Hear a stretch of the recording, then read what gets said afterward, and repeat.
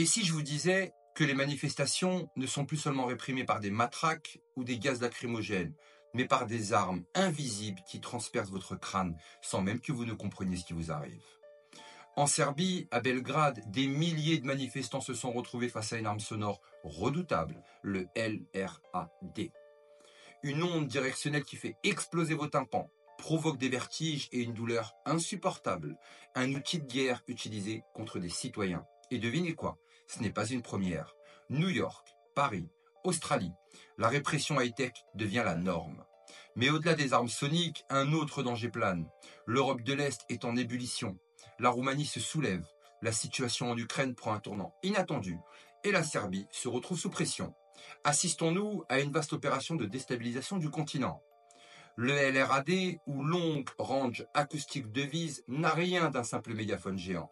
C'est une arme sonore capable d'émettre des ondes de plus de 160 décibels, soit l'équivalent d'un avion au décollage, mais dirigée directement sur vous. Les effets, une douleur aiguë dans les oreilles, une perte d'équilibre, des nausées et dans certains cas, des lésions permanentes. En 2018, la justice américaine l'a même reconnue comme arme de guerre dangereuse et anticonstitutionnelle.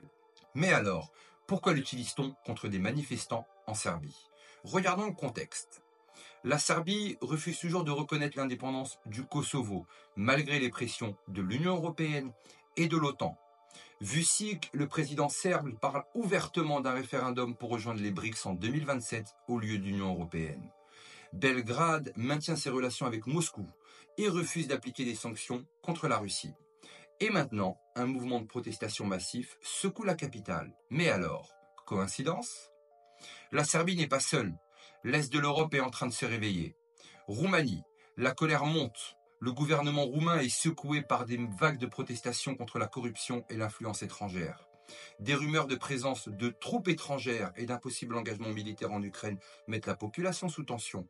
Certains commencent à se demander si la Roumanie ne sera pas utilisée comme prochaine chair à canon par l'OTAN. En Ukraine, le vent tourne. Après des années de conflit, Kiev est en difficulté. Pénurie de soldats, désorganisation logistique et un Occident qui commence à lâcher Zelensky.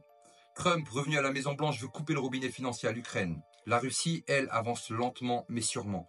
Et l'idée d'une négociation forcée commence à s'imposer en coulisses. Les mondialistes accélèrent leur agenda.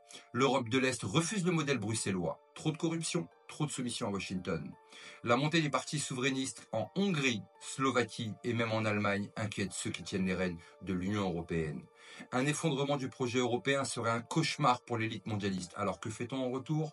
On met le chaos pour éviter que l'Europe ne se réveille. Et regardez bien, tentative de Maïdan en Serbie, manipulation en Roumanie, conflit en Ukraine qui doit durer coûte que coûte. Et surtout, on teste les nouvelles armes de répression.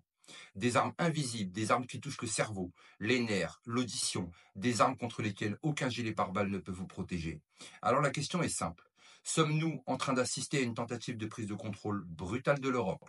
Les peuples de l'Est se soulèvent, mais les mondialistes ont prévu un plan B, la répression haute technologie. La Serbie aujourd'hui et demain la France, on a déjà vu l'usage de canons sonores à Paris. Le jour où ce type d'arme sera utilisé à grande échelle, il sera trop tard pour se poser des questions. Alors dites-moi en commentaire, sommes-nous face à une manipulation globale ou une simple coïncidence? Mais surtout n'oubliez pas, on n'est clairement pas au bout de nos surprises.